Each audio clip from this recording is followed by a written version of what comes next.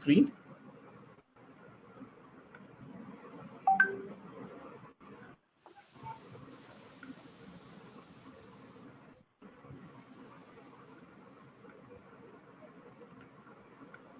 A very warm welcome to all our participants. Thank you so much for joining in today. It's a wonderful monsoon afternoon, and we are all set to begin with another exciting session on connecting the dots. Good afternoon, ladies and gentlemen. We are just going to send the laptops directly to the new employees' homes, says one of the head HR in a tech firm. Many businesses would like to transition employees back to the office, while others have decided to go fully remote or institute a hybrid workplace until the virus threat has passed. It's a scenario that has been playing out across the country as the number of novel coronavirus cases swells and more employees commit to the social distancing practices that health officials say will help slow down the spread of this respiratory illness caused by the virus. Even so, many businesses were forced to scramble to put policies and processes in place at the onset of this pandemic. All of these options present challenges for human resource leaders, especially as the circumstances around the pandemic continue to change and employees' expectations evolve. Join us and be part of this exciting session where our experts will be sharing their experiences and valuable inputs on how HR can deal with the current situation and continuously progress. HRAI welcomes you all to the session on connecting the dots, HR in COVID times, hybrid, remote, and work from home. To know more about HRAI and its event, I would request all our participants to visit the link and details posted in the chat window. It would be great to have all the participants' feedback. We'll be running a poll before the Q&A session. Request all the participants to kindly give your feedback on the session. I now take the privilege to introduce our esteemed panel members for today's webinar. Dr. Sheetal Nair, author, serial entrepreneur, DSS Group of Companies. Dr. Sheetal is a professional with more than a decade of experience in multiple business and training dimensions, both in private and public domain. He holds a doctorate in training and development from North Central University, Arizona, and an MBA from Symbiosis International University. He also holds diploma in corporate law from IIM Calcutta and is a PFA counselor from Johns Hopkins University, USA, along with having a diploma in comprehensive teaching and learning techniques from Howard University. He is an author of two bestsellers, The Midas Touch and The Monk's Secret, and it's on the board of studies for a few prestigious institutes. You can also follow him on LinkedIn. The link for the same has been shared in the chat window. Our next panel member, Dr. Jesse Kristen, Chief Delivery Officer, India Operations, Massader HR Services. He has a total experience of 29 years in the industry, an HR leader having a strong in-depth functional expertise across all facets of human resource arena. He got a diverse variety of exposure working across education, IT services, IT product development, ITES, HR consulting sectors. He has worked in companies such as Entity Data, Philips, Cambridge Solution, Nest Technologies, Hinduja Global Solutions, SN Consulting, Netter Technical Training Foundation, Kuwait in HR leadership positions, and delivery responsibilities.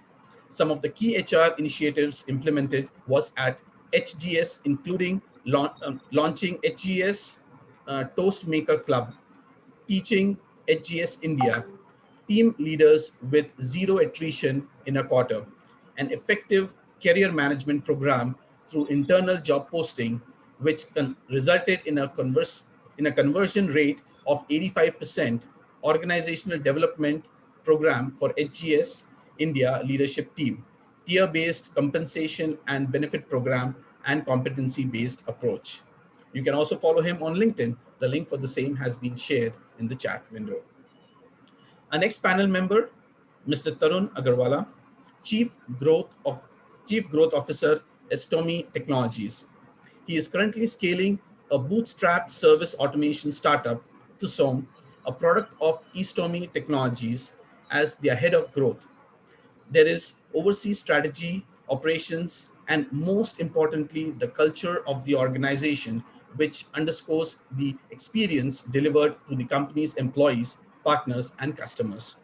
He is also the founder of Calnetics, a research venture that studies neurotech and its role on human values. His passion in the field also drives his involvement in a number of forums and partnering with organizations to drive change in their policies and initiatives. Earlier, he spent almost 2 decades in the IT and telecom sector. His last assignment was with the Tata Group, where he led the regional consulting practices for ICT services.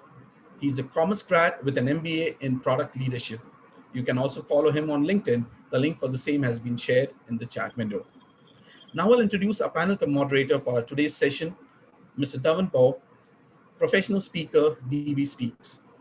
Mr. Dhawan is an individual professional speaker with rich experience of more than 16 plus years of experience in HR generalistic, along with HR life cycle, and over 9 years of experiences in business development.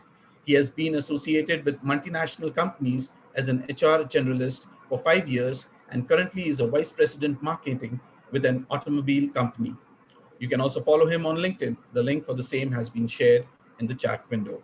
Without taking much time, I now hand over the platform to Mr. Dhawan. Over to you, Dhawan. Thank you so much, Mr. Peterson, and I warm welcome to all the panel members and the audience on this wonderful afternoon, such a wonderful monsoon afternoon. And thank you for introducing all the panel members, and thank you, audience, for joining with us. So now, not for wasting more time, and as we know that today we are here to discuss about the hybrid work from home technology, and which is the new normal in this COVID-19 situation. So moving further, as we know all the panel members, I would straight away go with the questions and with the topics, and knowing further how this new normal can take us further and how it can grow us and how it would be add more value to our culture, to the business. So my first question and the first thing that I would like to know is from Dr. Sheetal Nair, that what assurance should a company should provide to the associates so that they feel safe during hybrid work condition, which the COVID-19 has taught us in this situation. Dr. Sheetal, you need to unmute yourselves. Good afternoon, everyone. Yes, I also am getting used to this new normal now. So anyhow, great to have this opportunity to speak about this. And as the question that has been asked by you, it's a very pertinent one, because how does an organization perceive this new normal as? So if you manage a small business in a low risk industry, your system may simply evolve because it eventually involves listening to your employees, their concerns, and responding to them. While a large business, which eventually depends a lot on the line managers, may have notebooks or SOPs, policies, procedures, full-time staff, which would actually take care of all these issues. But with this new normal, with the hybrid thing that is happening amongst us, so there are so many new dynamic changes which have been brought forth. So how does an organization perceive it? So what I have seen from this past 2 years of the pandemic, roughly 2 years now, yes, it's going through. So the 2 years of pandemic that we have just gone through, what I feel is that these organizations, they have automatically diversified their needs, their assurances to the employees by taking care not just of the mental, social, physical health care, but also of their extended families. Now, a simple example I'll just share with you. So ICICI Lombard, as an organization, they have started drastically or dramatically asking their employees to go for a work from home environment, a hybrid environment. What they have done is they've told their employees that you are supposed to work for X to X hours, and that's it. That's about it. So compare that to another NBFC. I'm not going to name it because their practices are slightly weird. They ask their employees to work irrespective of the hours. So in spite of the new normal, if you are able to ensure that the employee's mental health is taken care, that eventually gives the social assurance or the assurance to the employee that they will be fine, irrespective of the fact that they are in a physical workplace or they are in their virtual workplace. While you focus a lot on the mental well-being, there are other factors also that you're supposed to take care of. Safety, for that matter. Why are we purely focusing on IT, ITS, or banking sectors for new novels or the virtual? Let's talk about the manufacturing sector. You cannot really have a work from home environment for a manufacturing sector. That is something which is very much visible. You need to have manpower there. So what are the safety norms now? Suddenly, I was just sharing this with the panelists before the discussion began also. I've seen this drastic change in the way Indians as a race have started perceiving safety. So it is not just purely normal safety rules and regulations with your safety helmet, jacket, gloves, etc., etc. But now there is a sense in human beings or people as to the safety transcends to probably much more than that, probably your lipid profile. So now you have HR professionals who are asking for medical reports, asking for the cardiovascular health reports, etc., etc., etc. So these things are unheard of in our industry, in our domain. Manufacturing sector, this would never happen. Pharma as an industry has grown leaps and bounds. I'm just overshooting my time, but pharma as an industry has grown leaps and bounds in this time. But pharma as an industry should be kept at a Likert scale of looking at how businesses evolve and take care of the employees' mental, physical, social health holistically. So they should be held as a Likert scale, and using them, you can compare other industries. Yeah, that's my point. Thank you, Dhawan. Thank you, Dr. Sheetal. Thank you so much for your contribution. So, as you said, SOPs and everything, and nowadays, as the situation has taught us that precautions has to be taken because we have listened from the beginning since our childhood that precaution is better than cure. So now coming to Mr. Tarun, we always believe that we should take precautions. So, what steps or precautions as an employer?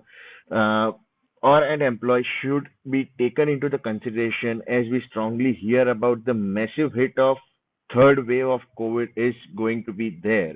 So, what are your views about that?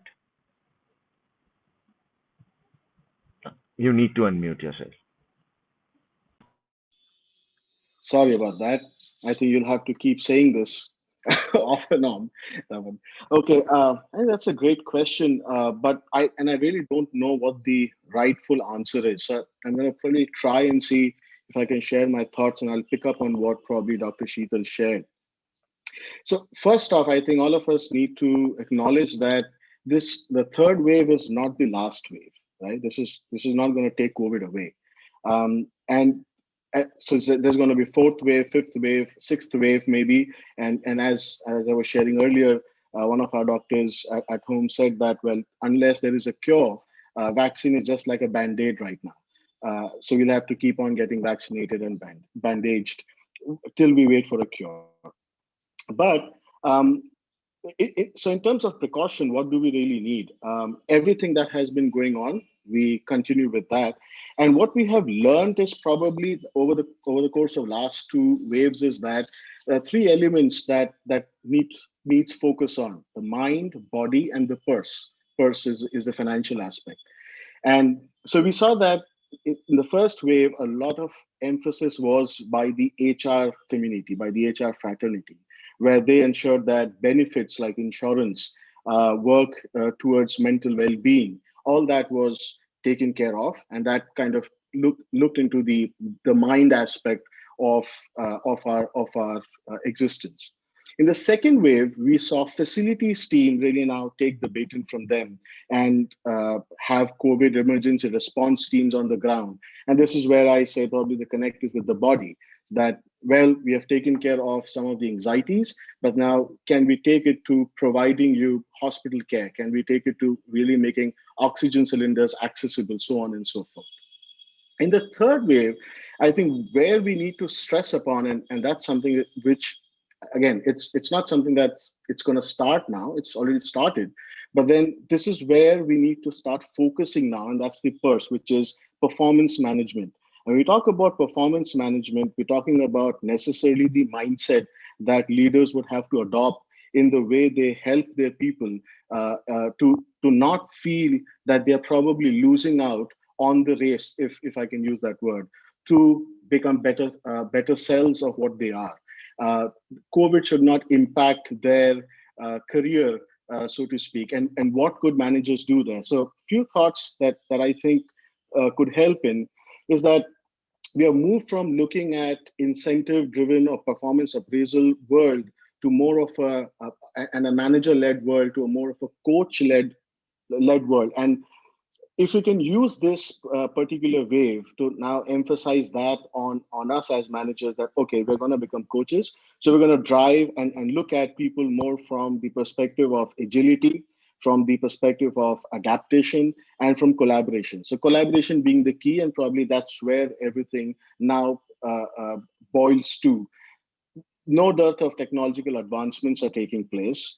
Zoom has taken care of our virtual backgrounds as well. So there's no stigma attached to where you're now sitting and taking your calls.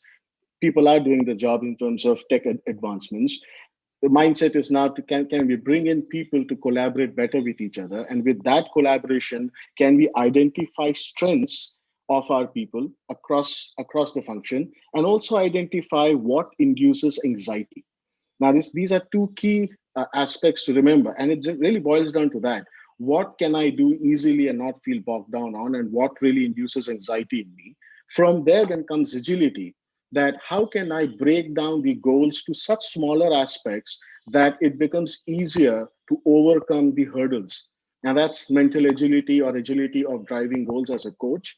And if that is done, then we say that all those who would survive best are going to be those who can adapt well.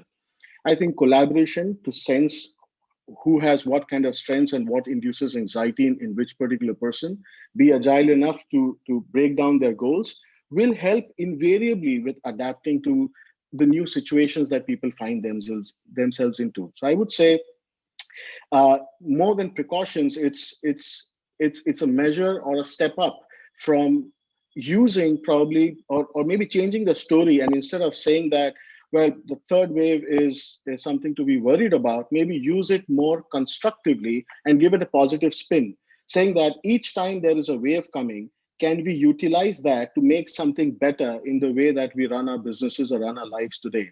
We have taken care of the mind, we have taken care of the body, that will continue. Now, can we look at a little bit more deeper aspects of how our people look at their work? How does passion match up to their work? Can we collaborate better with them and see that we can leverage their strength more and reduce their anxieties more? And let that be the parameter on which the performance would be measured. Thank you. Thank you for sharing that. So, as you shared that, and as we can understand, it's that we must measure, take the precaution, understand the situation, fasten your seat belts, sit up on the saddle, and start running it, and adapt the new normal and shine up and glow. Correct? Yep. Right. So, now coming to Dr. Jesse, now previously we used to do the boarding of our associates. We used to call the associates at our office, learning and viewing the body language and understanding their body language, and then we used to decide how useful that associate would be for our organization. But nowadays, the practice of taking online interviews and conducting the online tests and hiring them. So, Dr. Jesse, what are the practices that a company or an HR must adopt for virtual onboarding of an associate company should adopt? Over to you, Dr. Jesse. Yeah, thank you. Good afternoon. Am I audible? Yes. Okay. Fine. So I think traditionally we are used to seeing a candidate face to face, looking at the body language, how the person is responding, etc., etc., and then probably giving too much of weightage sometimes on those aspects than the technical skill sets of the person. Okay. Today, with the virtual interview process, it is extremely difficult to capture those things. Okay, even across the table, set of panel members, 4 people, 5 people interviewing one after the other or together itself, sometimes they get confused by end of the interview whether they are good to go with the candidate or not. So, given the current situation, I think sometimes it is very important to focus on whether the person has the right skill sets in the current situation, plus is the person willing to learn Is the person willing to adapt to your culture? Can you train? Can you coach? Is a person willing to unlearn? I think these are some of the things you can actually try and do a quick verification. Okay, this is probably, I will split the thing into two parts. This is the interview stage of the journey. Now, next is, let's say you have selected a candidate, somebody is about to join you. Now, the actual onboarding part, I would like to spend some time on that. Traditionally in HR, we are used to terminologies like 30 days attrition, 60 days attrition, 90 days attrition of a new joinee. Okay, imagine in the work from office situation itself, it was very difficult to ensure that people come back to office every single day. Somebody joins on a Monday, will he come back to office on Tuesday? Will he come back to office on Wednesday? That was a great challenge even in the work from office situation, right? So HR had a lot of metrics like 30 days attrition, 60 days attrition. Sometimes HR will be relieved or the business teams will be relieved. 30 days the person has crossed. So now there are good indications that this employee may continue for a longer period. Now those things are gone now. Today we are talking about, I am not exaggerating, it is not even 1 day attrition. It can even be 1 hour attrition. It can even be 2 hours attrition. Let's assume that somebody joins today, right? You have interviewed the person virtually. Now you are trying to onboard the person virtually. You are told that 9 o'clock in the morning, the joining starts. The person is waiting in his house, in the room, right? With the laptop in front. Person is waiting now. Somebody has to speak from the company. Every minute gap, every second gap, the candidate may think, oh, should I leave this place and join another company? Because the candidate has got probably 2-3 offers.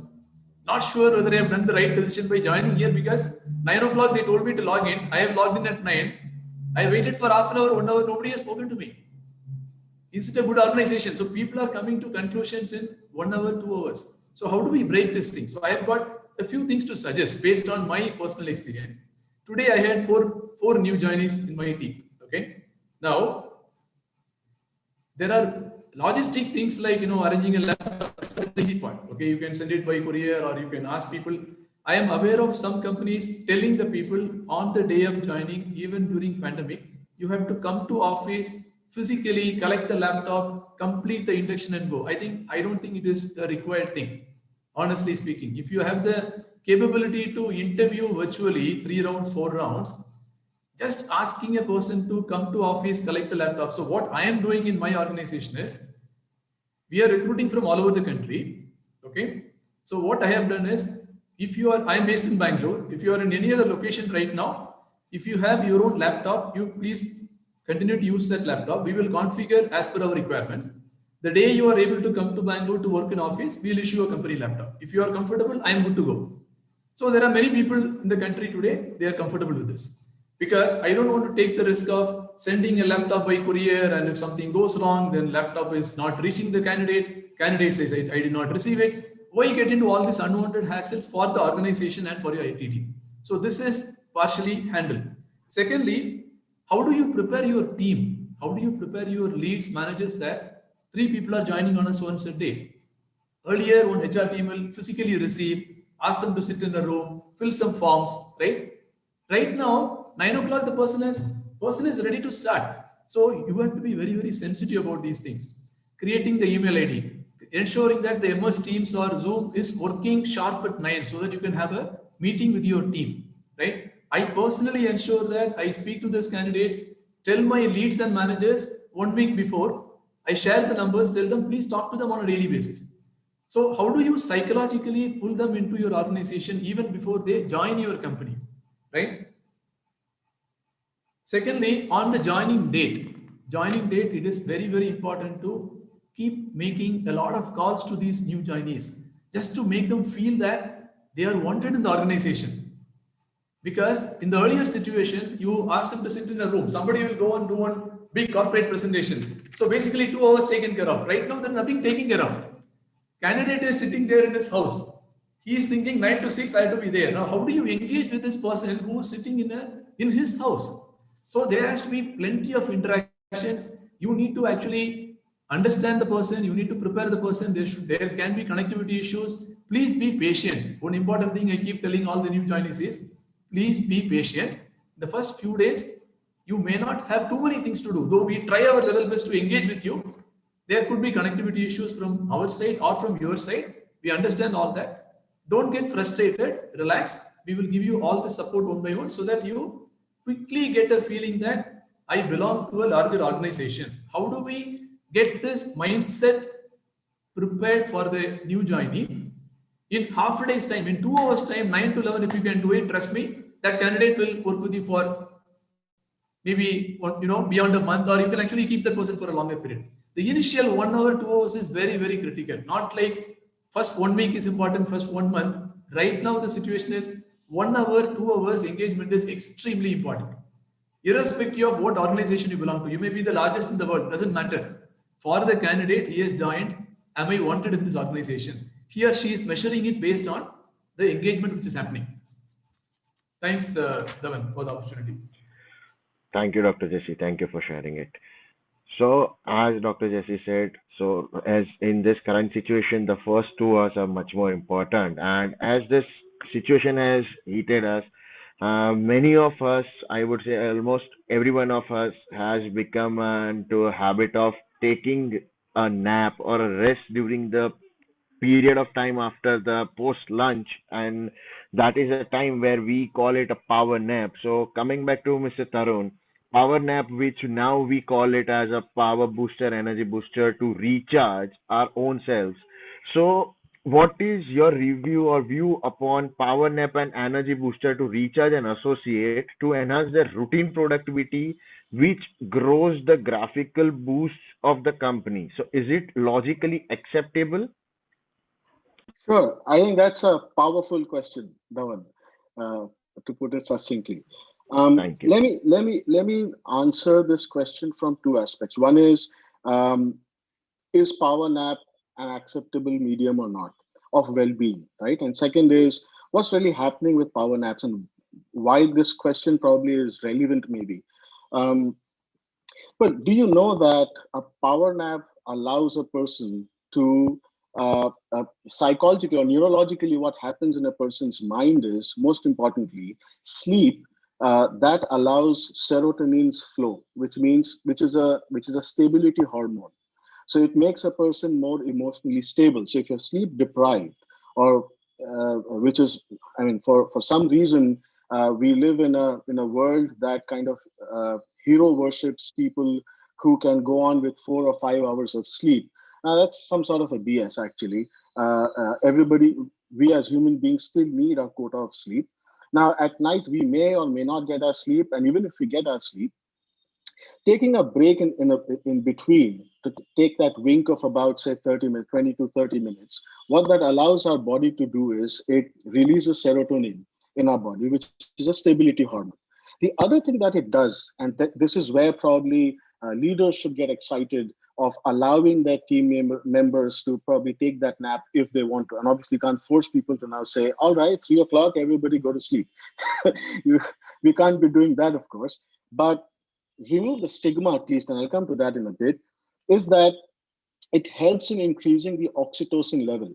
If I know that if I can even speak out and say that, well, 2:30 to 3, I am going to take a half an hour of a nap. I'm going to take my lunch and then I'm going to take a nap. So I'm not going to be available between 2 to 3, or maybe 1 to 2, or 12 to 1, whatever is the cycle of a person's lunch. So I'm going to take that lunch and I'm going to take that power nap, and there's no stigma attached to it. And I can say that openly, and that's kind of regarded as a healthy way of charting your calendar throughout the day.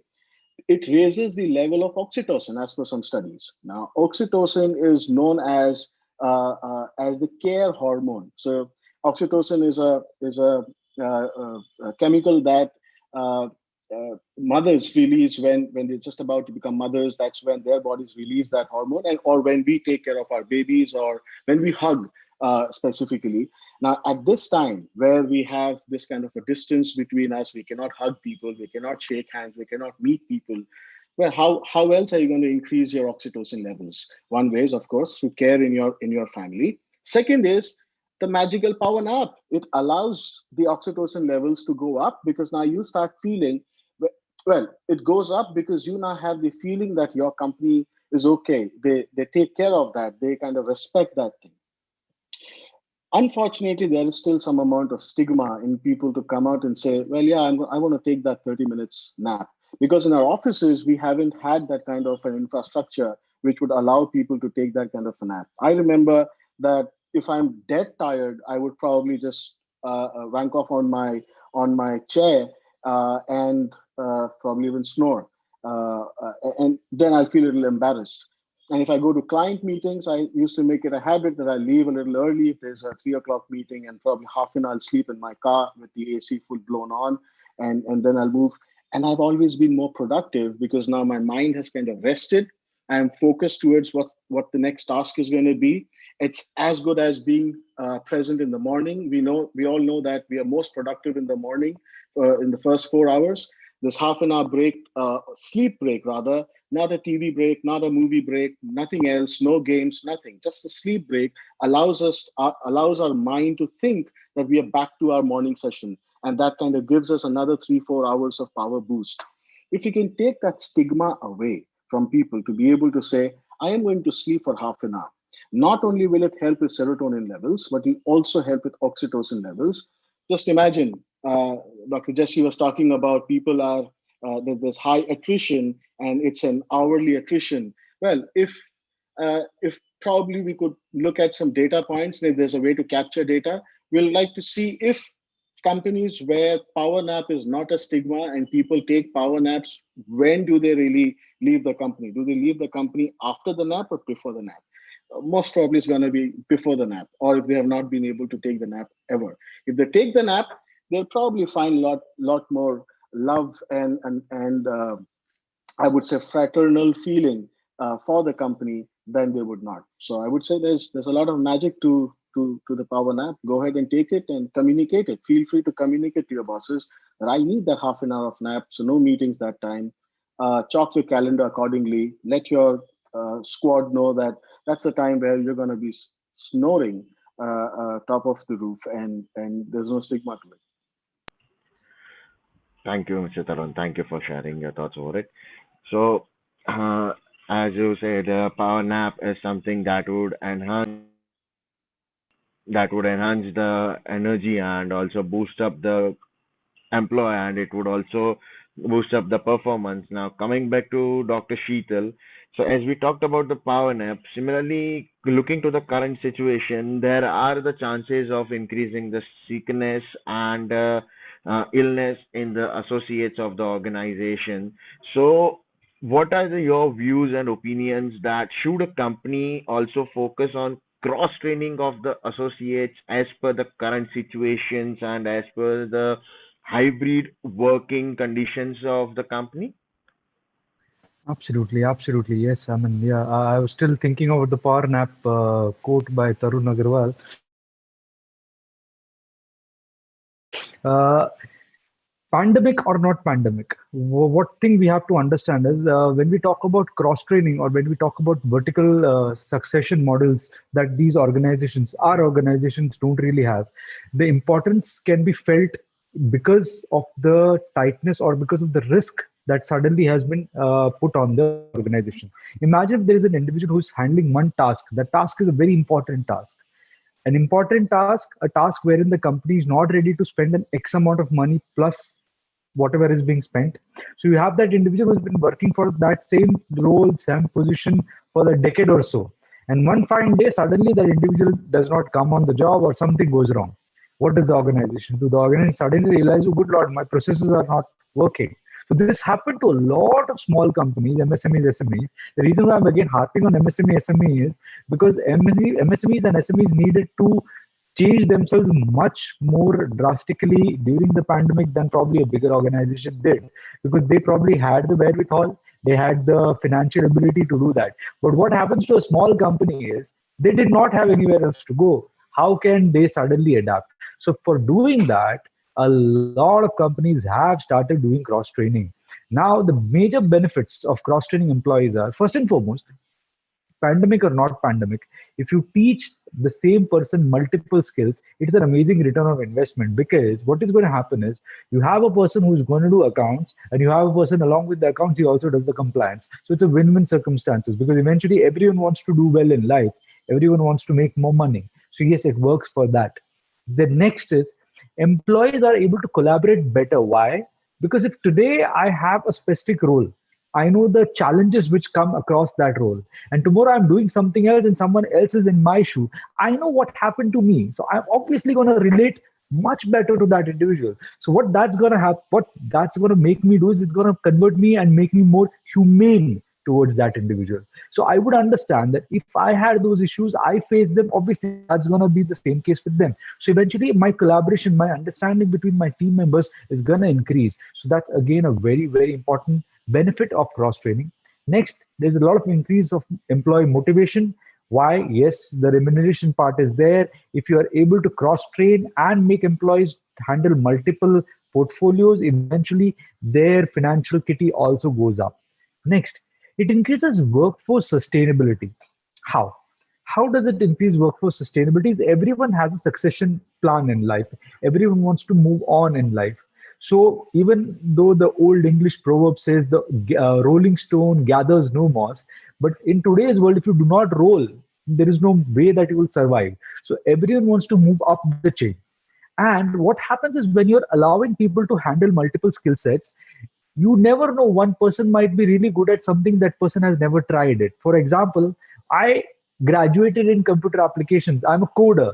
I never understood coding, but I thought that's what I'm supposed to do. I did my HR and suddenly realized that wow, I am a much more people's person than a coder. Imagine if someone had actually exposed me to HR, today I would have been still ticking tack at my house, writing code to someone else. So understand what you are good at, so you have an opportunity to expose that to your employees, and that is going to make the employee happy. Because a, it will ensure that the employee learns more while on the job, and that also helps him progress in his career. Next, it increases efficiency, not just of the employee, but of your organization too. If I am an MSME, if I am running with a very tight bootstrapped staff of 10, and tomorrow I lose like 3 to 4 people due to whatsoever reason, but they are sick, they're unable to do the job, my work will not get hampered. Plus, the efficiency in the fact that those 4 people, their job roles will be done by these 6 people, means that eventually, if I'm a client servicing organization where my client is supposed to be given XYZ products or portfolios, the client would never even come to know if there is a issue at my location. So my efficiency has gone up. So that is one of the most important benefit of cross training. Plus, your agility, your organizational agility is amazing. Again, I'll give my own example. 12 years ago, I joined this company. This company was purely into providing security services, manpower. Today, we are end-to-end 360-degree solutions, wherein we give manpower, technology, payrolling solutions, training solutions, everything. The reason why we are able to do that is every single individual. Now, this we started a decade ago. Every single individual handles 2 to 3 minimum roles. It is not necessary that that individual handles his own role, but we also make that individual do marketing. We also make that individual do training. We also make that individual do the core function. We make sure that they're in the auditing part also. So eventually, what happens is my company's agility is amazing. So tomorrow, if I want to become flexible, like the COVID made us do, so I will be able to do that. Because more than money, it is your employees that are the strength of an organization. So if you give that flexibility to them, eventually you are going to get more flexible. So yes, hence I would always advocate, pandemic or no pandemic, cross training is a big, big boon for organizations. So yeah, back to you, Dhawan. Thank you, Dr. Sheetal. Thanks a lot for sharing. So, as Dr. Sheetal said, cross training is much more important, and yes, it would enhance us and it would also give us the good agility to survive in the market. So, coming back to Dr. Jesse, as cross training would enhance us, so according to that, as we have upgraded our workplace from a normal workplace to hybrid workplace, should HR work on the performance improvement plans for the associates? Yeah, Mr. Dhawan, I think let me start by saying the performance improvement plan, as we understand in the HR parlance, is PIP. I would rather say, in the current situation, it is more of a continuous improvement plan. Okay.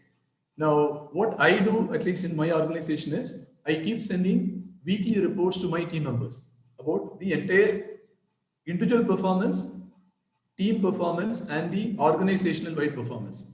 I send close to about 10 different types of metrics. So it's not about trying to identify who's not doing good. It's trying to align them with the organizational goals in the most appropriate manner, right? So I keep telling in my weekly team meetings, like a marriage function.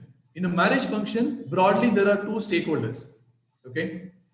Let me talk about one stakeholder first. The first stakeholder is someone who received an invitation card. So I received an invitation card. I need to ensure that I have to attend the wedding, right? I go there. Either I have got two options or maybe three options, either during lunch or during dinner, depending on my convenience. I go there, spend about 2 hours, 3 hours total time. I travel, be there, maybe be on the stage, shake hands with the bride and the groom, give a gift, take a nice picture. I show my attendance. It's a tick mark, right? That I have come, I have attended the function, and I go off. This is one type of stakeholder. The other stakeholder is the family which is conducting the wedding. Here there is a father, mother, grandfather, uncle, auntie, brother, sister, a lot of people are involved. The only goal is to ensure that the marriage happens smoothly, peacefully, nicely, without any problems, without any issues. So the objective of this family is to ensure that maybe they have been working for the last few weeks or months, each one taking either one responsibility or collective responsibilities. The single objective is to ensure that the marriage should happen smoothly. It's not about who takes the credit. It's not about who got more time with the bride and the groom on the stage with the best photograph possible. No. So bringing back to the work-life situation right now, whenever I'm recruiting a person into my team in the current situation or with the existing people, a simple motivation technique. I tell them clearly, there are two choices. As employees, you can be part of the attendance category, right? 9 o'clock you start, 5:36, finish your work over. Second category is working day in and day out to ensure that the marriage happens in the best possible way with whatever resources they have. So I tell all my team members, you are part of the chosen playing 11 if you are in the cricket team. I have not hired you as substitutes. So don't assume that you will put yourself and you will become a substitute. I want you to be part of the playing 11, which is the family category. So when you are charging them towards one single organizational goal, trust me, the output is phenomenal. I have more or less come to a conclusion in my organization that maybe post-COVID, I may continue to run in the same existing model. Though we are talking about a hybrid model, currently I have people who are part of my company who are spread all over the country. They were earlier in Bangalore. Now with the lockdown, etc., they have traveled back. I keep telling them in my weekly meetings, we have got two choices. Right now, my productivity is super, much more, maybe 150% or 200% more than the work from office model. So I keep telling them it's our choice. Forget about COVID or no COVID. We can continue to be in our houses, do well, and ensure that the organizational goal is met. If we move away back to the attendance category in the marriage function, the 2 hours attendance, right? Because if you don't attend, tomorrow somebody will complain that I gave you the invitation card, you didn't come. Same way, somebody is tracking your attendance, not the performance. HR is tracking your attendance. You have a swipe in, swipe out in your online system. Based on that, your salary is paid. That is the attendance category. If we think like that, moment COVID is over, we will force you to come back to office. So let's not get into the situation because my productivity is phenomenally outstanding right now, which I never expected. So coming back to the heading, the topic, I wouldn't call it as PIP. I think it is a continuous improvement, not to compare with others. It is to outbeat my own personal performance. Can I be a super performer? on a weekly basis, right? Every day, every person will not score a century, but can I put the best efforts on that day, which will help me to score better on the next day? So I think if we change the paradigm, instead of looking at should we have challenges in people who are not performing, it all depends on how we align the entire organization towards one single goal. So back to Dhawan. Thank you, Dr. JC. So, as you explained us, so it's rather learn daily and be a playing 11 rather than be a 12th man in the team. That's what we can understand from that. So now coming back to Dr. Taruna, Mr. Taruna, I would believe that everything has a pros and cons. A coin has two sides, a bad side and a wrong side, and a good side.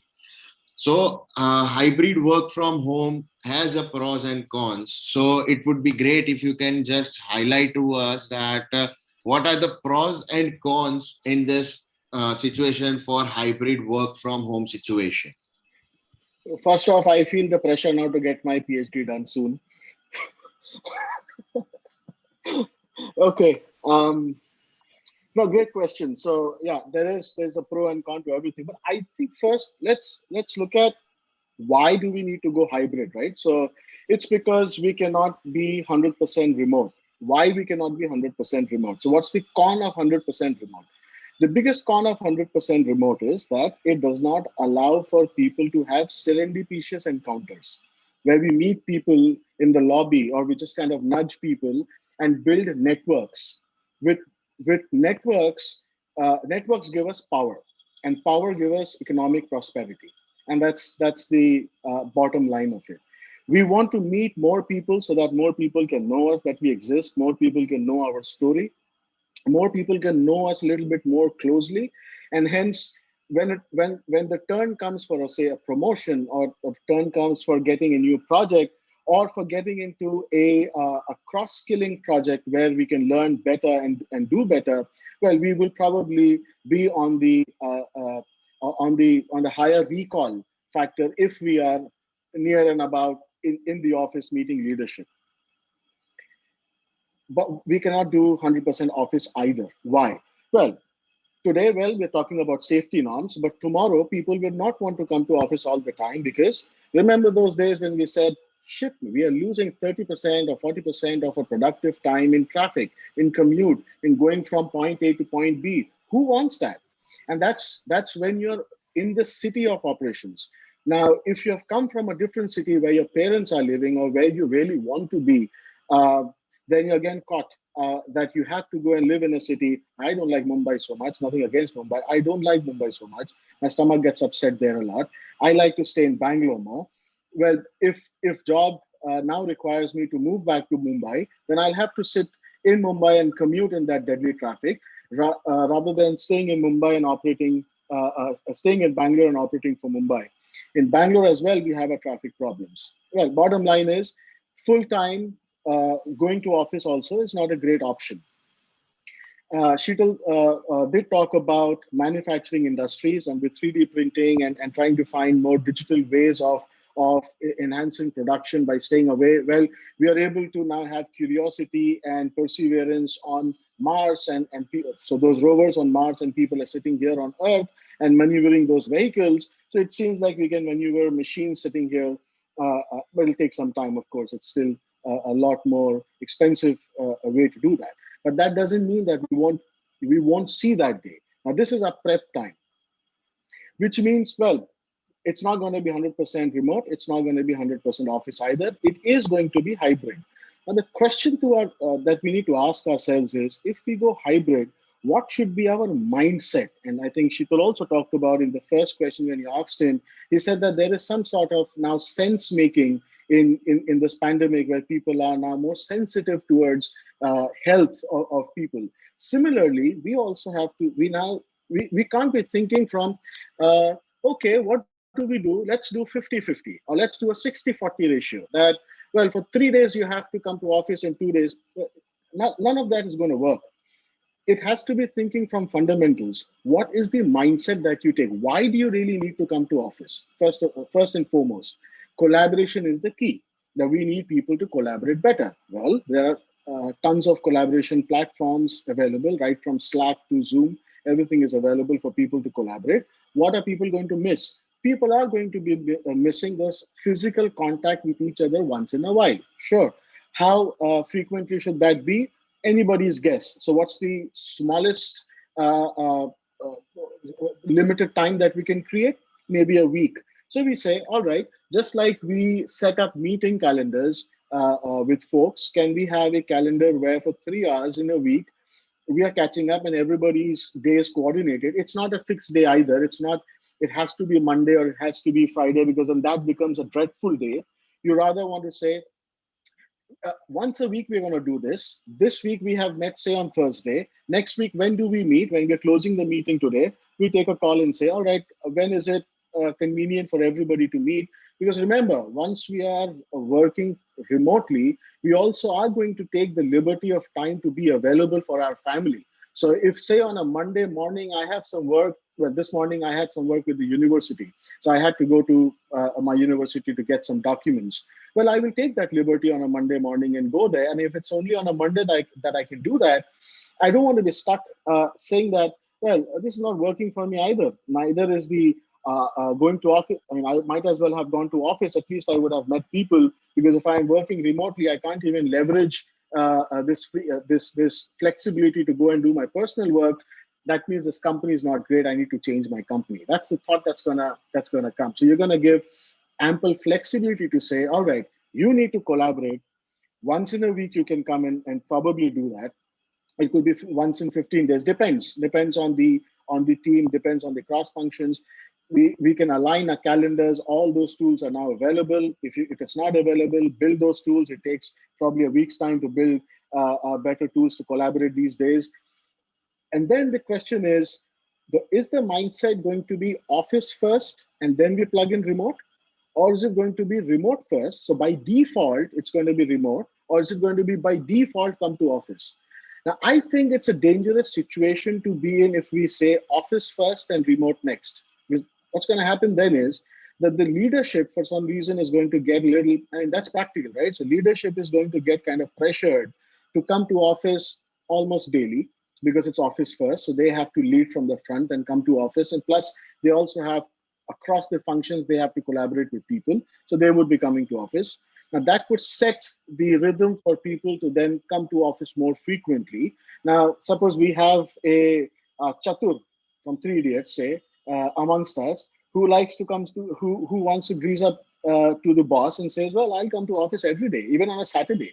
Then the other three idiots in the team are going to be feeling left out. And they say, well, this is not going to work. I need to go to office, man, every day, because what Chatur aata hai na. Because he comes, so I have to go. I can't be left back, because when the promotion happens, probably I'm not going to get it. The whole system is going to fall, right? It's a corrupt system. It's just for namesake saying that, yeah, we have flexibility, right? Just a tick in the box. But if you go remote first, then you say, well, the default is supposed to be working from wherever you can work. Performance is based on and tying it to what Dr. Sheetal has been saying, that cross-skilling, right? So how do we do cross-skilling? One is try and automate as much as possible of the drudgery-inducing work, the repetitive task, rather get people to find tools to automate their own tasks, like get a salesperson to find a CRM tool or a sales tech-based tool that automates his work, so that that person is left with more time to think. So driving that point here, saying that if it's going to be remote first, then the first thing the person will be asked to think about is, can you do so without coming to office? What is the real need to come to office, right?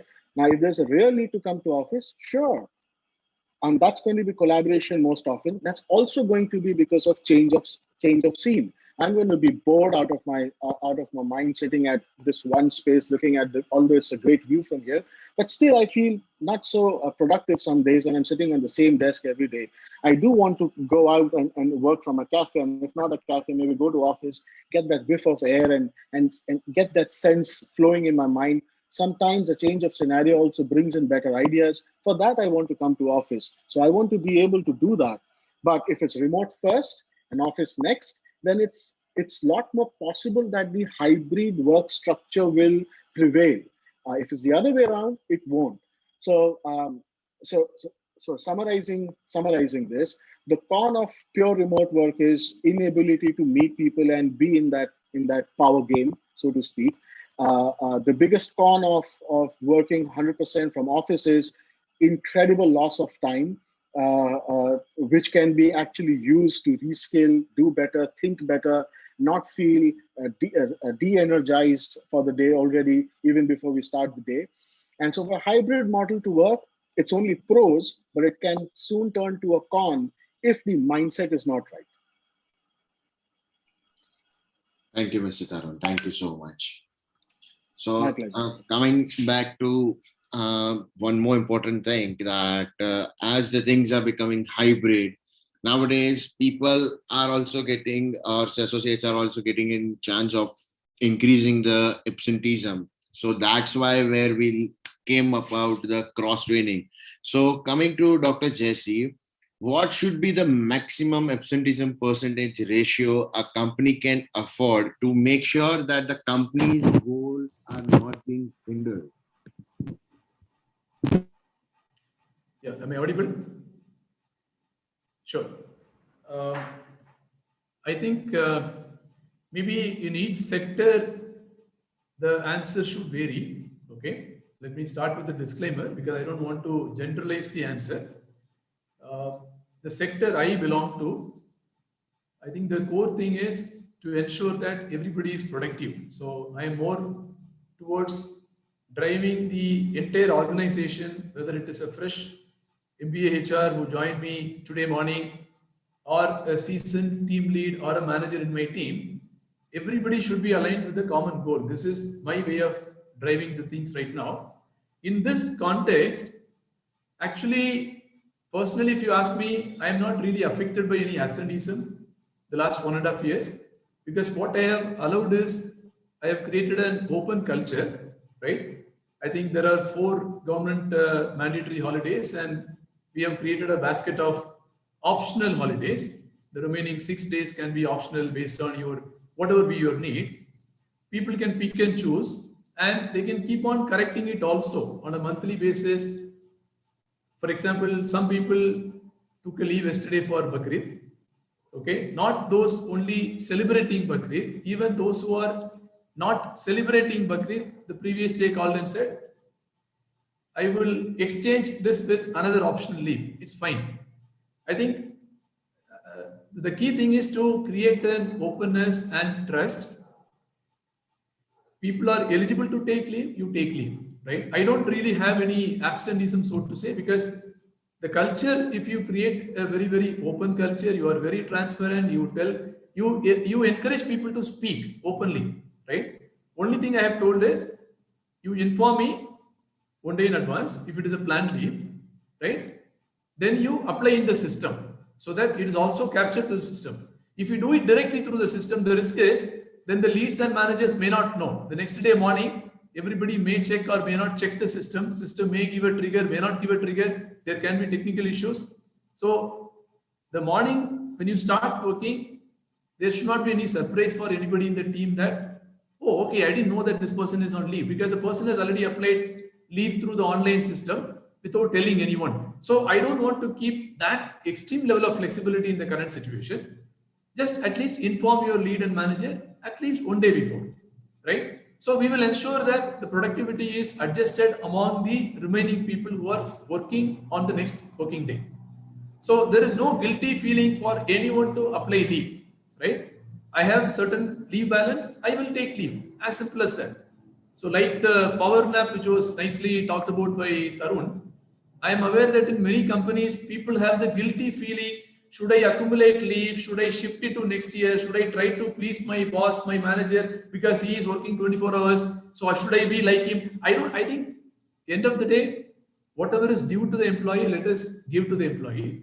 If there is an emergency, today I have fallen sick in the early morning, so you can send a message saying I'm not well. Those days it's fine. Other than that, any planned leave, you want to change any optional leave, you want to celebrate your birthday, whatever is within your leave option, you do. If you end up in LOP, right? I don't mind going and even representing this employee and telling the HR, this LOP, don't put LOP. adjust to the next month's, the leave, the eligibility, because there is a specific need for this employee. When I am looking from the employee's point of view, employee understands that this manager is able to understand my personal needs, right? Because suddenly somebody is, somebody is ill in the family. It could be COVID or something or other, and a lot of uncertainty is there in the air right now. So instead of worrying about absenteeism, controlling absenteeism, if you are able to drive it in the right mindset, trust me, this is actually a non-issue. I think in the last 1.5 years, probably there are people who have taken only 2 days leave, 3 days leave, other than the mandatory holidays I'm saying. Because whenever they wanted to take leave, they have taken leave. When there is no need, it's okay. So I am not forcing anyone, you should not take leave or you must take leave. It's left to your requirement.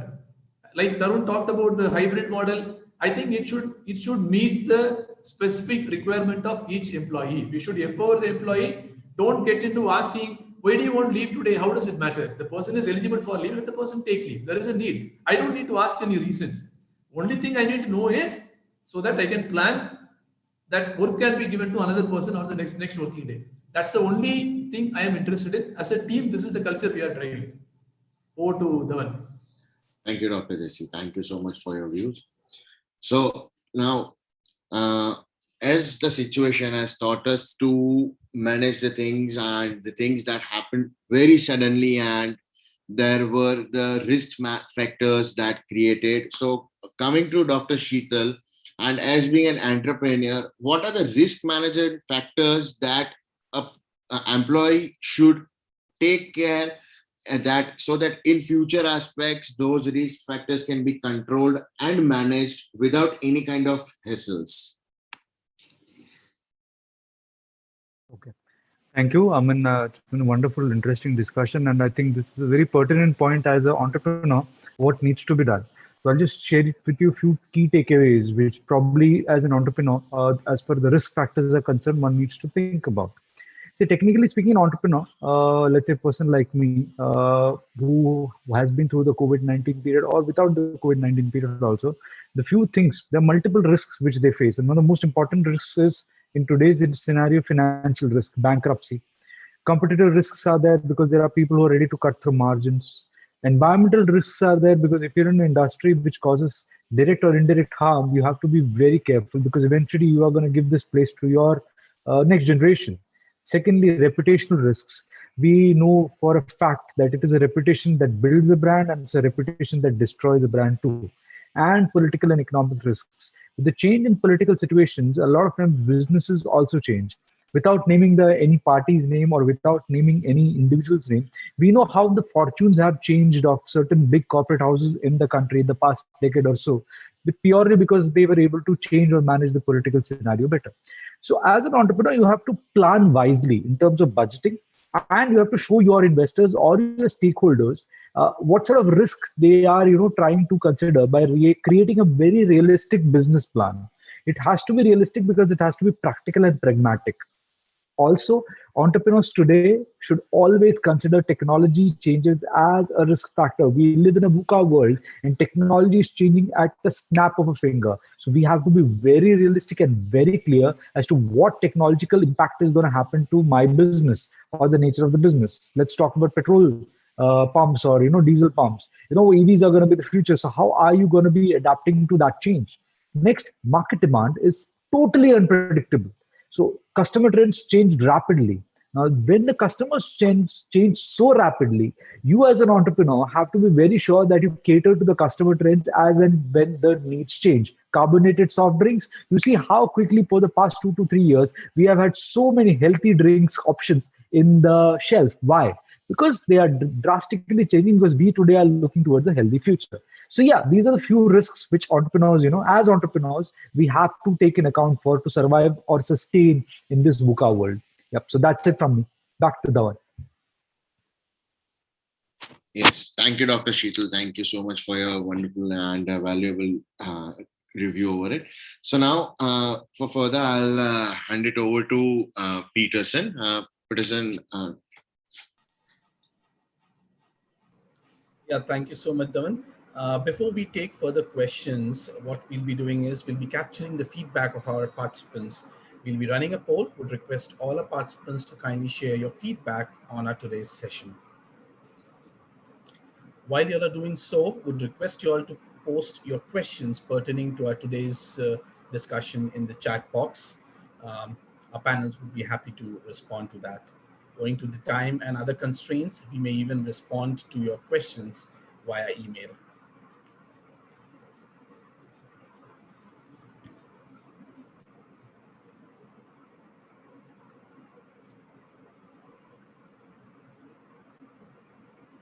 Yes, Mr. Dhawan. Yes. So, well, the audience, thank you for staying and listening to the panel members. And yes, today we have one question for our audience also. And I would like to share the question to the audience that as our panel members have shared their point of view about how the situation must be taken care of, we would also like to know what is your point of view about the same, and what are your opinions and thought of process for the same. So it would be great if you can share, and those who would like to share can raise their hand, and we can just let them share their views accordingly.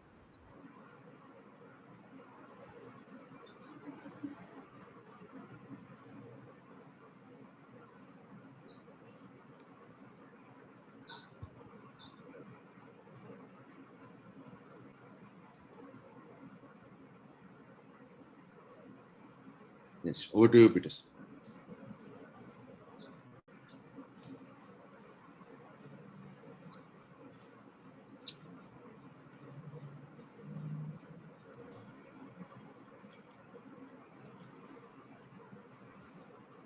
Okay, as we don't see much questions coming up from our participants, I would like to thank Mr. Dhawan for taking us through this insightful learning session. Thank you, Dr. Deepak, Dr. Jesse, and Mr. Tarun for your wonderful responses. To all those who wish to learn and grow, you can you can access the recordings of our today's session on the YouTube link shared in the chat window. Before we conclude with our today's session, we would also want to thank all the association members: Geisha, NASCOM COE, ClipTalk, Talgro, TLE, WICCI, LinkedIn Local, Ahmedabad, and India for supporting HRAI events. To know more about these associations, request you to kindly visit the link provided in the chat window. Do join us for our next event, a masterclass series where we have 5 masters all set to share their knowledge, beginning from the 26th of July 2021 at 3 p.m. Indian Standard Time. We will be having a session on accidental leadership by Ms. Parul Saxena Mathur. Request you all to kindly register for this event at the link mentioned in the chat window. Also to join the Dialogue 2021 WhatsApp chat group through the invite link shared in the chat window. That's it from us today. See you soon. Stay safe, take care, and bye for now. Thank you so much. Thank you all. Thank you. Thank you, Peter. Thank you all. Thank you so much, Tarun. Thanks. Yeah. Thank you, Thank you Dr. for Thank you, joining. Dhawan. Dr. Thank you. Jason. Thank you. Thank you, Cheers. Devan. Bye-bye. Bye. Yeah. Bye. Bye. Well, thank you.